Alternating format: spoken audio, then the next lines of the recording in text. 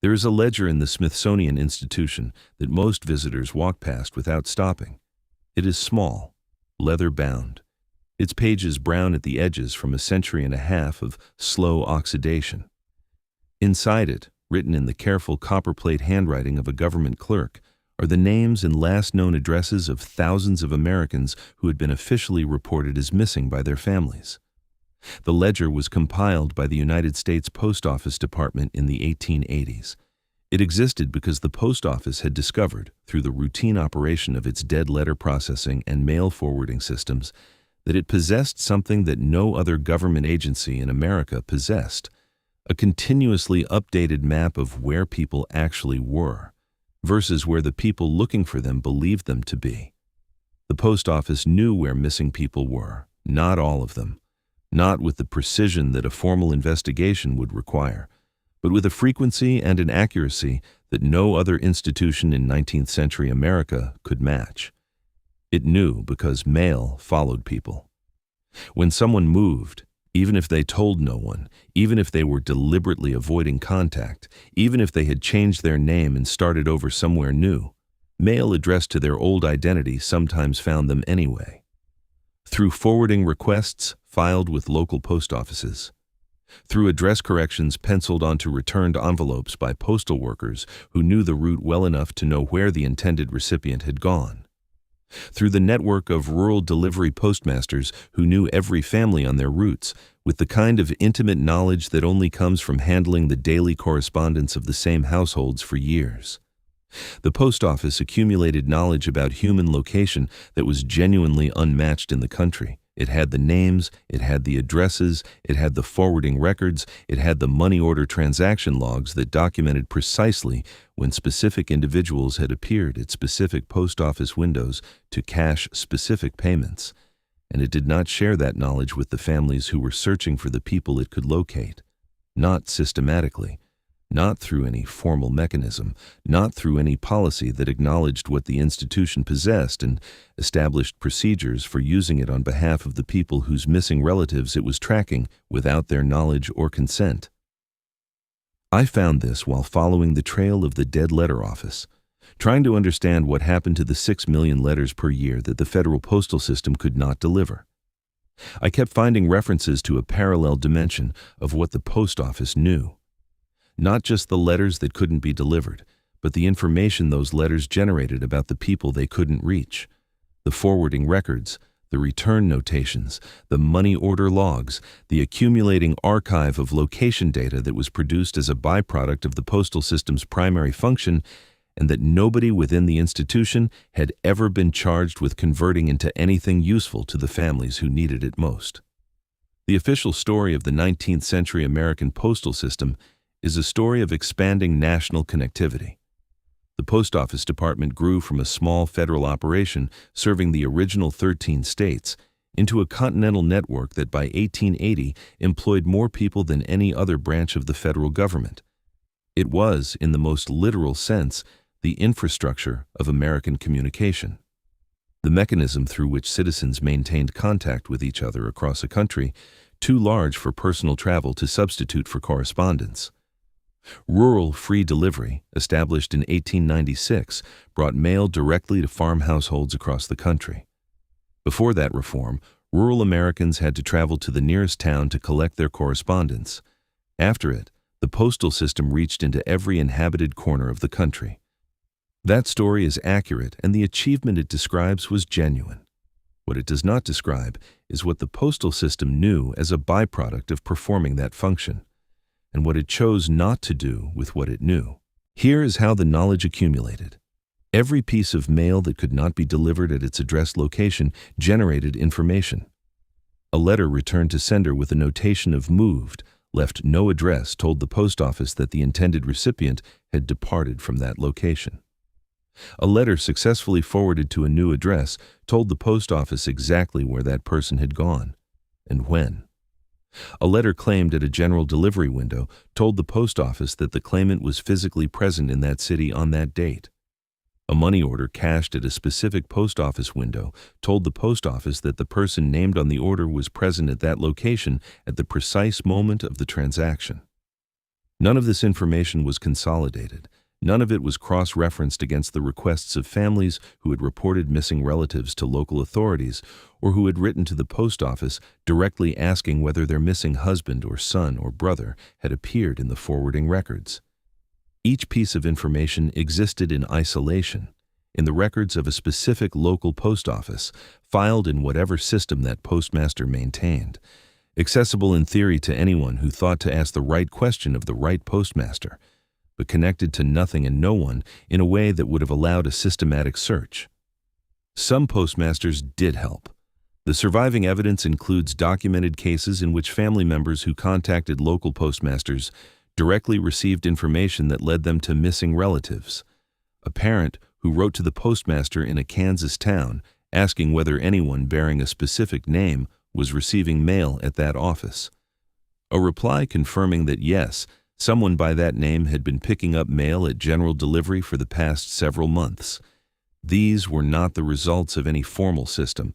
They were the results of individual postmasters deciding, on their own authority, that the knowledge their position gave them should be used to help a family in distress. When a postmaster made that decision, the system worked. When no one thought to ask, or when the postmaster who was asked did not consider it within his responsibilities to respond, the system produced nothing. Now, here is where it gets strange. The Post Office Department was not unaware that it possessed location information of the kind that families were desperately seeking. The Dead Letter Office, which processed millions of undeliverable letters per year, was routinely uncovering information about the movements of the people those letters were addressed to as a direct byproduct of its processing work. A letter returned because the recipient had moved to another city. A letter returned because the recipient was now confined in an institution. A letter returned because the recipient had died and the surviving family had not notified the post office of the change in household composition. Each of these returns generated information that was used to close the processing file on the specific letter that had generated it, and then discarded with that letter when the letter was burned as the law required. The Post Office Department never created a bureau for missing persons location. It never established a formal procedure for families to request that the postal network's location records be searched on behalf of a missing relative. It never developed a mechanism for consolidating the distributed local knowledge that its postmasters possessed into a searchable registry that could serve the legitimate needs of families trying to find people who had disappeared. One explanation for why not is purely administrative. The Post Office Department was a mail delivery service. Building a missing persons location system was outside its mandate.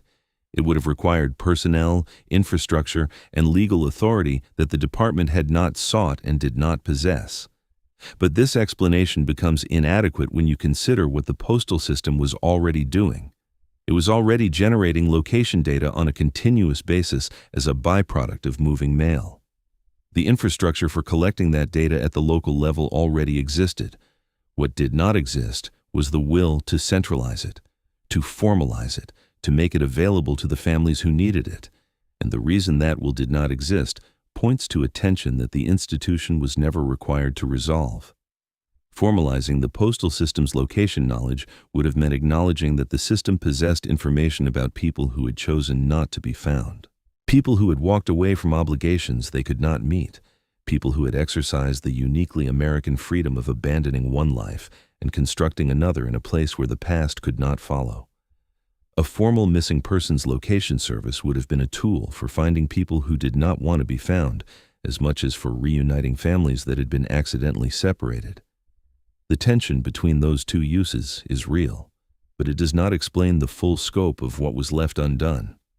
Because there was a third category of missing person that neither explanation adequately addresses: the people who had not chosen to disappear, the children who had been taken from their families by institutional systems and relocated across the country under new names, the men who had been declared legally dead by probate courts while they were alive and working somewhere the courts had not looked, the immigrants whose names had been altered by intake processes, and who were now living under identities that the families searching for them would never recognize. For these people, the postal system's distributed location knowledge was not irrelevant. It was potentially decisive. A postmaster who knew that a man presenting himself under one name had been picking up mail under that name at a specific rural delivery point possessed information that could have reunited a family that an institutional system had deliberately separated. That postmaster had no mechanism for connecting his knowledge to the family that needed it. The connection was never made. Not because the information did not exist, because no institution was responsible for making it. The money order records are the most striking single example of what was available and unused. The Post Office Department began issuing money orders in 1864 as a safer alternative to sending cash through the mail. By the 1880s, the money order system was processing millions of transactions annually. Every transaction was recorded in both the issuing and the paying office. The records documented the names of both the sender and the recipient, the amounts, the dates, and the specific post office locations where the transaction occurred. This was, in effect, a continuously updated national registry of financial transactions that documented the physical locations of the people conducting them at the moment of each transaction. A man who had disappeared from his family in New York in 1875 and was sending money orders from a post office in Denver. In 1878, had left a paper trail in the postal records that documented exactly where he was and approximately when. A family searching for him and knowing to look in postal records could potentially have found him. But the money order records existed at the local level, in the ledgers of individual post offices. With no central index, no cross-reference system, no mechanism by which a family that suspected a missing relative was somewhere in the Western Territories could search the money order records of post offices in those territories without physically traveling to each one and asking to examine its records. The information was there. The architecture for using it was not. Maybe this was simply the natural limitation of an institution operating before the information technology that would have made such a system feasible. Maybe the resources required to build a centralized location registry from the distributed records of thousands of post offices across a continental nation were genuinely beyond what the period could provide. Maybe the privacy interests of the people whose locations would have been disclosed through such a system outweighed the interests of the families searching for them. These are legitimate arguments. I held them seriously. But I keep returning to what the families of orphan train riders could have learned from the postal system's records if anyone had built the mechanism to ask the question. Children placed on trains in New York in the 1880s and delivered to farms in Kansas and Nebraska were, in many cases, sending and receiving mail within months of their arrival. The post offices on those rural routes knew where they were. The parents in New York who were searching for them did not. The institution that possessed the information that would have connected the parents to the children had built no system for making that connection. And when the mail that documented the searches, the letters addressed to the wrong state, the inquiries forwarded from post office to post office, the pleas addressed to whoever might know where a specific child had gone, when that mail finally reached the dead letter office undeliverable, it was burned as the law required. In the same building where, a few decades later, the 1890 census records would also be destroyed. The post office moved the mail. It kept the records of where that mail went. It built no mechanism for using those records to serve the people whose most urgent need was to know where the people they were looking for had gone. And when the mail itself was gone, burned by the cartload in the basement of the Commerce Department building, the evidence that the searching had ever happened went with it. The ledger in the Smithsonian still exists. The names are still in it. The people those names belong to are still missing from the historical record. And the postal system that could have found many of them maintained the knowledge that would have made finding them possible and built no mechanism for using it. For 100 years, while the families searched and the letters burned. If you want more videos like this, make sure to subscribe to the channel. I'll see you in the next one.